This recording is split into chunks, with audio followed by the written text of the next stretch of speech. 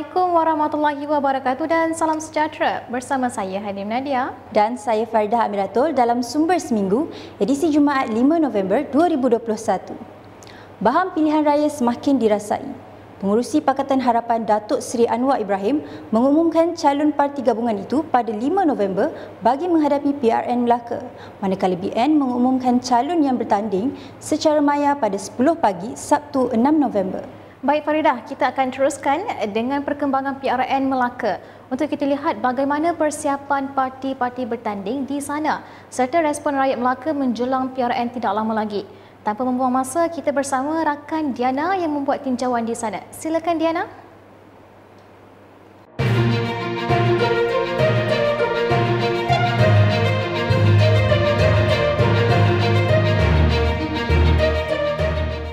Okey, baiklah. Terima kasih Hanim dan Faridah. Kini saya berada di mini studio di Melaka bagi meninjau suasana persediaan menjelang pilihan raya negeri Melaka. Hasil tinjauan saya mendapati kebanyakan rakyat Melaka tidak bersedia untuk keluar mengundi pada 20 November ini. Perkara ini berikutan ramai yang masih bimbang dengan penularan wabak COVID-19. Walau bagaimanapun, demi memastikan kesejahteraan bandar bersejarah ini terjaga, warga Melaka akan keluar mengundi bagi menjalankan tanggungjawab mereka dengan mengikuti SOP yang ditetapkan oleh MKN dan KKM. Dalam pada itu, saya juga berkesempatan untuk berjumpa dengan beberapa orang pemimpin bagi mengetahui persediaan parti mereka menjelang PRN Melaka ini. Rakyat Melaka perlu keluarlah bagi undi. Jika itu mandatlah bagi ke setengah orang yang tak boleh manage itu state lah, kita Melaka akan mundur lah. Social distancing lah first, then once you cast the vote already, just don't gathering, just go back. Because it will give a lot of trouble to those organizer, also the authority, also themselves lah. Because now COVID is still belum settle lagi. Kita pun have to be very careful lah. Perasaan saya bercampur baur lah. Ada gembira dan ada bimbang juga lah. Gembira kerana kerajaan yang sedia ada, kita dah maklum tumbang. Jadi kita mengharap kerajaan baru lah. Jadi kerajaan baru yang kita harapkan dapat membela rakyat. Itu harapan saya lah. Dan lagi satu yang membimbangkan saya tentang ni COVID. Jadi walaupun SOP-nya dah dikeluarkan, tapi kita masih bimbang tentang, kita pun tak tahu kerana KKM pun tak ada mengeluarkan guideline yang betul. Jadi SOP yang detail lagi. Jadi masing-masing pun arahan yang dikeluarkan pun tidak dapat dipantau dengan sepenuhnya. Saya rasa untuk anak-anak muda akan dapat sambutan lah. Untuk warga tua saya rasa kurang sambutan. Kerana warga tua ni diorang masih terpengaruh dengan COVID-19. Okey, pada pendapat saya, dengan keadaan pandemik ni patut tak perlu ada pilihan raya lah. Sebab sekarang katalah seluruh Malaysia menghadapi pandemik 19. So benda ni belum reda lagi. Tiba-tiba dah ada PRN. So macam terkejut lah bagi kita. So walau macam mana pun, bila benda tu dah kata putus, dah ada PRN, so kita kena patut menghadapi pilihan raya kecil ni negeri Melaka. Tapi dengan syarat kena patuh SOP lah, walaupun kita tak setuju lah. Okey, pasal pilihan raya yang akan kita hadapi pada 20 November ni, memang kalau diikutkan, memang saya pun tidak bersetujulah dengan keadaan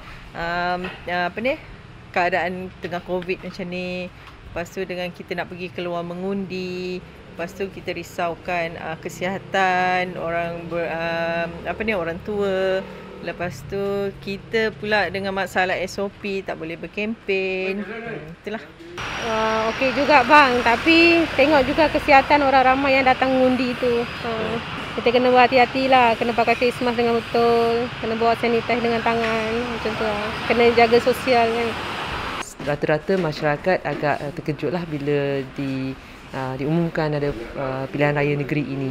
Walau bagaimanapun ini adalah sesuatu yang kita perlu berdepan ya, supaya kita dapat membuat keputusan yang baik ya, kerana pilihan raya negeri ini sangat penting untuk rakyat-rakyat Melaka membuat satu keputusan untuk masa depan diri sendiri, bukan untuk orang lain. Jadi kami ada manifesto yang kami tawarkan pada pilihan raya lepas yang perlu diteruskan ya, dasar-dasar yang baik juga kami berhasrat untuk meneruskan supaya kami dapat memastikan ya rakyat dapat manfaat dan kebajikan dijaga. Bagi saya, pembubaran DUN ini satu dosa besar yang dilakukan oleh UMNO itu sendiri, kerana mereka mengheret rakyat untuk terlibat di dalam kemelut politik yang dicetuskan oleh UMNO itu sendiri, sehingga rakyat terpaksa berhadapan dengan pilihan raya dalam situasi COVID-19. Sedangkan sepatutnya pilihan raya itu tidak diadakan. Dan 49 juta peruntukan untuk pilihan raya kecil ini sepatutnya tidak hangus macam itu saja. 49 juta ini boleh digunakan untuk menyelesaikan isu banjir, menyelesaikan isu rakyat. Dan kalau ianya diadakan serentak dengan PRU 15, sudah tentu belanja itu tidak besar macam ni. Jadi itu pandangan saya lah. Ini semua adalah dosa yang dilakukan oleh UMNO hanya kerana mereka berebut kuasa, akhirnya rakyat yang menjadi mangsa. Bagi saya inilah peluang untuk rakyat memberikan mandat semula kepada Pakatan Harapan yang sebenarnya telah mendapat mandat yang clear, mandat yang jelas semasa PRU ke-14 yang lalu, iaitu PH dapat 15 dan BN dapat 13. Jadi inilah masa untuk rakyat mengembalikan mandat kepada PH yang sememangnya kita jatuh bukan kerana rakyat tolak kita, tetapi PH jatuh adalah kerana 4 adun yang telah melompat dan mengkhianati mandat rakyat ini menyebabkan kuasa PH itu jatuh, sedangkan kita telah buktikan, Wabi Adli telah buktikan bahawa beliau adalah Ketua Menteri Melaka yang terbaik. Dan inilah masanya untuk kita mengembalikan mandat rakyat dan kita menyambung perkhidmatan terbaik yang telah kita sumbangkan kepada rakyat. Kita sudah bersiap dengan jentera yang rapi sebab UMNO dan BN sudah melalui banyak kali PRK sebelum ini dan satu PRN di Sabah. Jadi saya sendiri telah pergi 2 siri lawatan ke 6 parlimen dan banyak DUN telah saya pergi, Dewan Undangan Negeri, untuk membuat dan memeriksa persiapan-persiapan. Kelihatan daripada peringkat negeri, bahagian dan DUN, semua sudah bersiap sedia. Mereka hanya menunggu 2 perkara lagi, iaitu pada 6 hari bulan ini, hari Sabtu, pukul 10 pagi, pengumuman nama calon, dan perkara kedua yang ditunggu 8 hari bulan, 11 pagi, penamaan calon.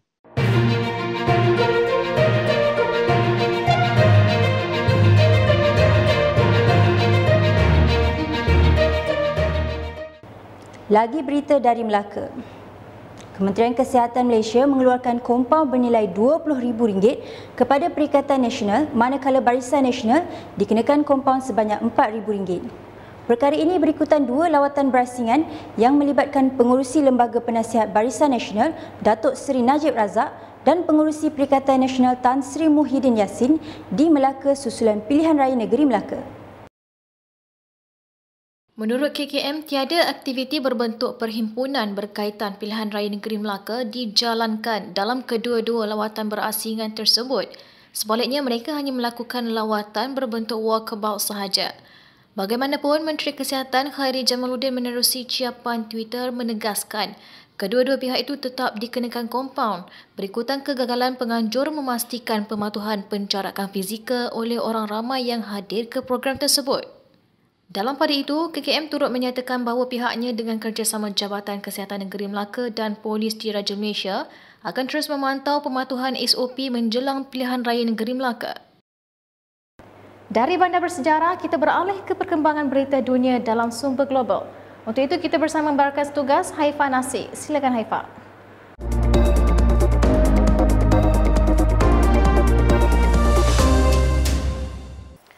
Terima kasih Faridah dan Hanim. Seterusnya saya Haifah Nasir membawakan anda perkembangan semasa berita dunia melalui sumber global. Kita mulakan dengan kegembiraan rakyat Australia. Buat pertama kalinya, Australia melonggarkan sekatan sempadan antarabangsanya semasa pandemik COVID-19 dengan membenarkan orang awam lengkap vaksin untuk melakukan perjalanan bebas bermula 1 November 2021. Malah, media antarabangsa melaporkan dengan pembukaan sempadan ini, banyak ahli keluarga dapat disatukan semula setelah 18 bulan terpisah. CNBC melaporkan penerbangan awal terhad kepada warga negara Australia, penduduk tetap dan keluarga terdekat sahaja. Namun, negara tersebut bercadang membuka semula sempadan Australia kepada pelancong dan pekerja antarabangsa. Ini kerana kedua-duanya sangat diperlukan untuk menghidupkan semula ekonomi negara yang hampir lumpuh. Lapangan terbang Sydney melaporkan penumpang bagi penerbangan pertama dari Singapura dan Los Angeles tiba di balai ketibaan lapangan terbang berkenaan. Kehadiran mereka disambut oleh rakan-rakan dan saudara mara yang kelihatan sebab ekoran setahun lebih tidak berjumpa. Selain itu, pelancong turut dialu-alukan oleh kaki tangan syarikat penerbangan yang memegang sepanduk dan menghadiahkan bunga liar Australia serta biskut coklat kepada mereka. CEO Tesla Elon Musk cabar pengarah program makanan dunia pertubuhan bangsa-bangsa bersatu David Beasley mengemukakan bagaimana 6 bilion boleh menyelesaikan kebuluran. Jika perkara tersebut dapat dibuktikan, beliau bersedia untuk menjual saham Tesla miliknya. Beliau turut mempersoalkan laporan daripada program makanan dunia pertubuhan bangsa-bangsa bersatu yang mendakwa dengan 2% daripada wang CEO Tesla boleh membantu menyelesaikan masalah ini. Pengarah program makanan PBB David Beasley yang terpalit isu ini mengakui kesalahannya yang menghukum jutawan seperti Elon Musk kerana mengumpul sejumlah besar kekayaan tanpa mempedulikan ada segerintir masyarakat di dunia yang terpaksa berlapar sehingga tercetusnya kontroversi, lapor media antarabangsa CNN. Berhubung perkara itu, Beasley masih merayu kepada individu terkaya di dunia itu untuk membantu dalam memerangi krisis kelaparan di dunia. Ia merupakan perkara baik apabila Elon dapat menjana wang dengan begitu banyak. Justeru inilah peluang bagi dua orang terkaya di dunia seperti Elon Musk dan Jeff Bezos untuk menghulurkan tangan dan membantu memerangi kelaparan dunia. Beasley juga berkata Musk dan PBB harus mengadakan pertemuan berhubung isu ini dan membincangkan tindakan yang boleh dilakukannya untuk membantu perkara ini. Terdahulu, CEO Tesla telah diiktiraf sebagai triliunaire pertama di dunia dan itu adalah perkara terbesar yang dicapai oleh Elon Musk melalui syarikatnya. Seterusnya kita beralih ke Afghanistan. Sekurang-kurangnya 25 orang terbunuh dan lebih 50 cedera apabila lelaki bersenjata menyerang hospital tentera terbesar di Afghanistan selepas dua letupan hebat di tengah Kabul. Menurut jurucakap Taliban Zabihullah Mujahid, letupan tersebut meletus di pintu masuk Hospital Sardar Muhammad Daud Khan yang mempunyai 400 katil. Ia diikuti serangan sekumpulan lelaki bersenjata di negara terbabit. Pasukan khas Taliban yang diturunkan dengan helikopter menghalang penyerang daripada memasuki hospital itu sendiri dengan semua terbunuh di pintu masuk atau di halaman. Sebelum ini, jurucakap lain berkata salah seorang penyerang telah ditangkap. Letupan itu menambah senarai serangan dan pembunuhan yang semakin meningkat sejak Taliban mengisytiharkan kemenangan mereka ke atas kerajaan yang disokong barat pada Ogos. Ini melemahkan dakwaan mereka telah memulihkan keselamatan ke Afghanistan selepas beberapa dekad perang. Tiada tuntutan tanggungjawab segera yang diterima berkenaan operasi pengebuman itu. Malah operasi tersebut disifatkan sebagai serangan tipikal kompleks yang dilakukan oleh negara Islam berikutan rentetan pengebuman oleh kumpulan itu yang telah muncul sebagai ancaman terbesar kepada kawalan Taliban di Afghanistan. Antara yang maut ialah Maulawi Hamdullah Mukhlis, Ketua Kor Tentera Kabul dan salah seorang komander kanan Taliban yang pertama memasuki Istana Presiden yang ditinggalkan apabila bandar itu runtuh, kata pegawai Taliban. Menurut saksi kejadian, 2 helikopter terbang melintasi kawasan tersebut ketika serangan berkenaan berlaku. Ini merupakan kali pertama tentera Taliban menggunakan pesawat yang ditawan daripada kerajaan yang disokong barat dalam operasi ketenteraan. Sebanyak 3.5 trilion tan bongkah ais di Greenland mencair sejak sedekad lalu, menyebabkan paras air laut dunia naik sebanyak 1 cm. Ini sekaligus meninggikan risiko banjir di seluruh dunia.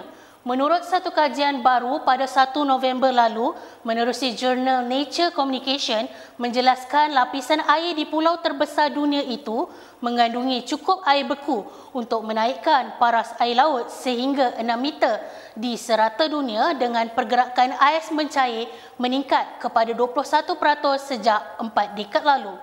Data disediakan oleh Agensi Angkasa Eropah itu turut menunjukkan 3.5 trilion tan ais mencair sejak 2011, sekaligus meletakkan masyarakat tepi pantai kepada risiko kejadian banjir yang lebih tinggi. Bahkan menurut kajian itu, 1/3 daripada ais yang mencair dalam dekad lalu berlaku pada 2 musim panas, iaitu pada 2012 dan 2019. Sebagai contoh, pada 2012, perubahan pada corak atmosfera menyebabkan udara panas luar biasa berlegar di atas lapisan ais selama berminggu-minggu. Ini menyebabkan 527 bilion tan ais mencair. Penggunaan data satelit juga membolehkan kumpulan pengarang membuat anggaran cepat dan tepat berhubung pencairan ais di Greenland bagi tahun-tahun tertentu dan menukarkannya kepada kenaikan paras laut yang setara. Sekian sahaja paparan berita dunia yang dapat saya kongsikan kepada anda minggu ini. Kita kembali bersama Faridah dan Hanim.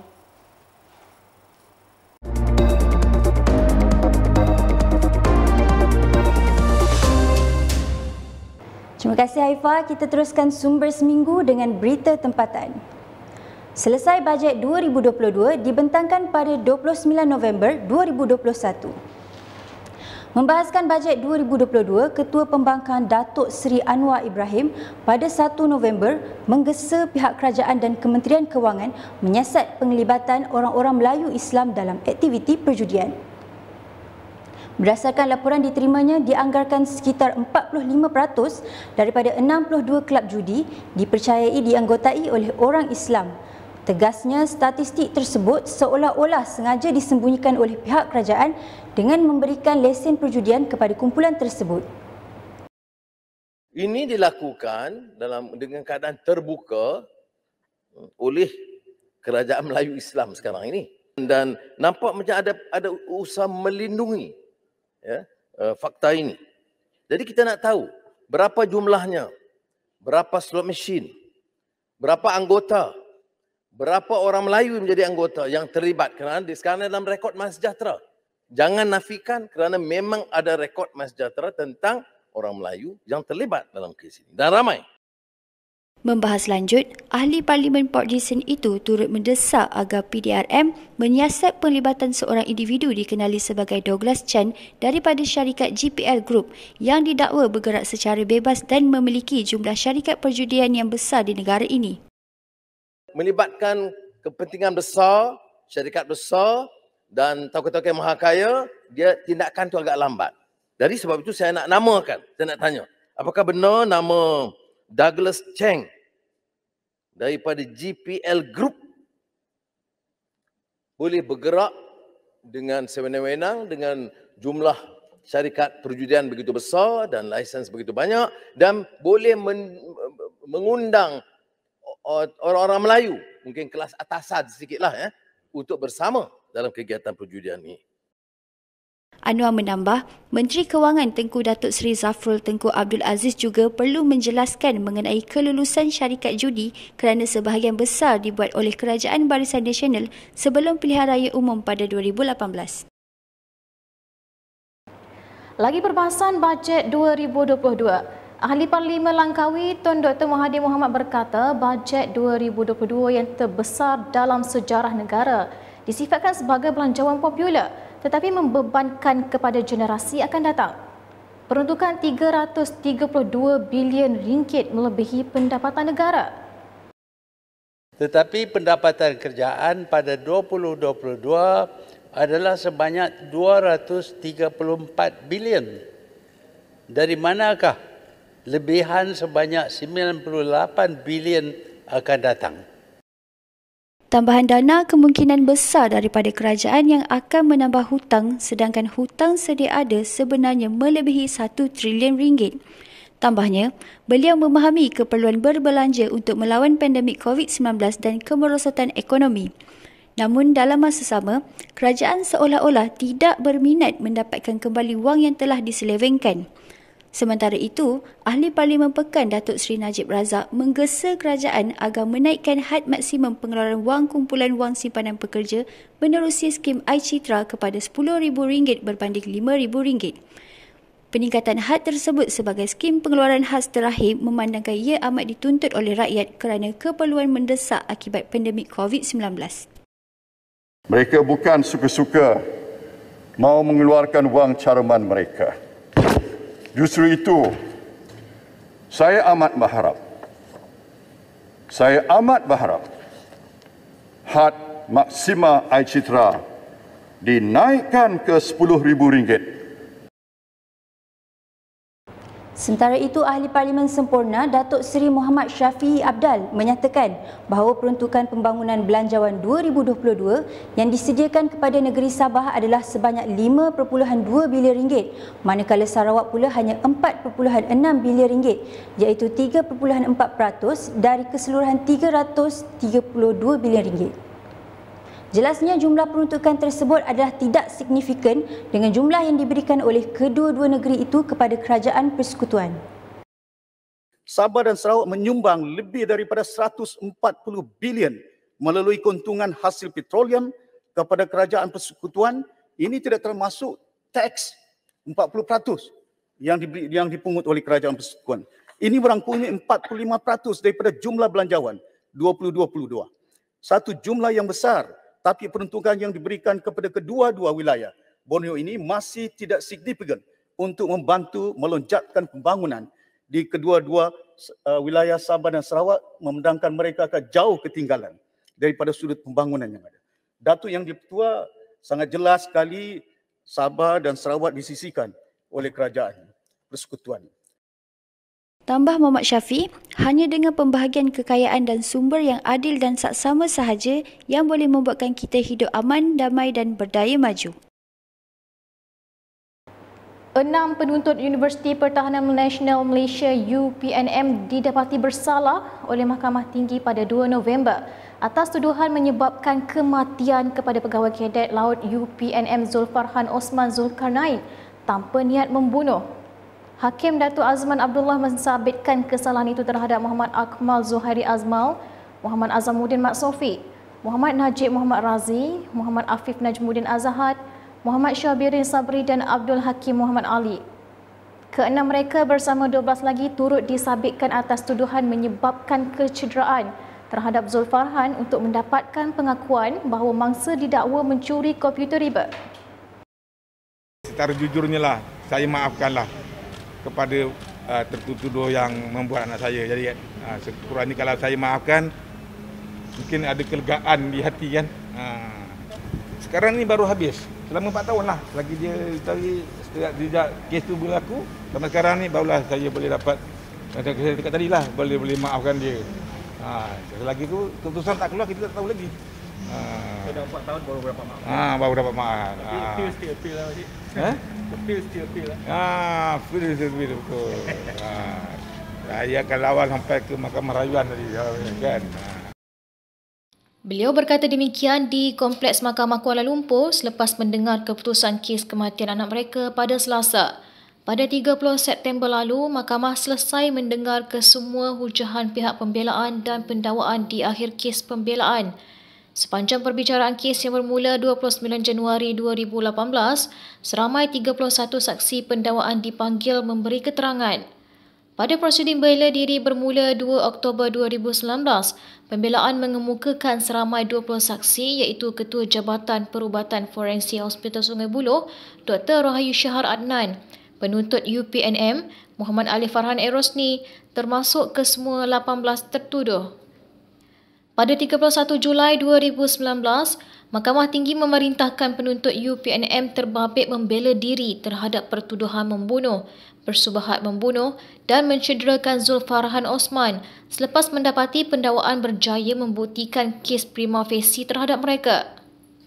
Susulan kejadian itu, warga Universiti Pertahanan Nasional Malaysia dan Angkatan Tentera Malaysia diingatkan agar tidak mengulangi perbuatan jenayah seperti mana yang berlaku ke atas pegawai Kadet Laut UPNM Allahyarham Zulfarhan Osman Zulkarnain. Perkara itu ditegaskan Menteri Keadaan Pertahanan Datuk Seri Hishamuddin Hussein yang turut menyifatkan perbuatan ke atas Zulfarhan Osman itu sebagai keji. Pembangunan Kemahiran Teknikal Negeri Selangor menjalinkan kerjasama dengan Siemens Malaysia untuk melahirkan tenaga kerja mahir memenuhi keperluan revolusi Industri 4.0. Menteri Besar Selangor Datuk Seri Amiruddin Syari berkata, langkah itu memperkasa usaha kerajaan negeri membangunkan pekerja industri menerusi program inisiatif Kemahiran Teknikal dan Ikhtisas Smart Selangor yang diperkenal pada 2018. Menerusi kerjasama itu, industri dan institusi pendidikan akan merangka silibus memenuhi keperluan semasa yang menyokong 5 kluster ekonomi Selangor termasuk pengangkutan. Menerusi kerjasama itu, Siemens akan memindahkan pengetahuan teknologi kepada STDC yang bakal melatih 1,000 peserta setiap tahun. Kerjasama itu bagi merapatkan jurang bakat bagi memenuhi keperluan industri dalam aspek kemahiran IR 4.0. Sekian paparan kami minggu ini. Teruskan mengikuti perkembangan semasa di laman sosial dan YouTube Sumber Kini. Dalam kegairahan berkempen PRN Melaka, jangan lupa SOP yang ditetapkan Kementerian Kesihatan Malaysia. Kita amat mengharapkan agar tidak berlaku peningkatan kes COVID-19. Kami di Sumber Kini juga akan membawakan perkembangan muktakhir dari masa ke semasa langsung dari Melaka khas untuk anda semua. Farida, sebelum mengakhiri Sumber Seminggu, kami tinggalkan anda dengan visual viral yang disediakan oleh Azarai. Assalamualaikum dan salam sejahtera. Saudara-saudara, ini hujan di mobil ini doang, ini lihat nih, yang lain kagak nih. Nih, yang lain gak ada yang hujan. Ini di mobil ini doang nih. Tuh. Masya Allah. Masya Allah. Di sini doang nih hujan nih. Ini di sini doang hujan, lihat. Nih. Ini di situ doang tuh. Hujan tuh. Tuh lihat tuh. Tuh hujan doang di situ doang. Luar biasa. Luar biasa, kok bisa ya? Kok bisa ya?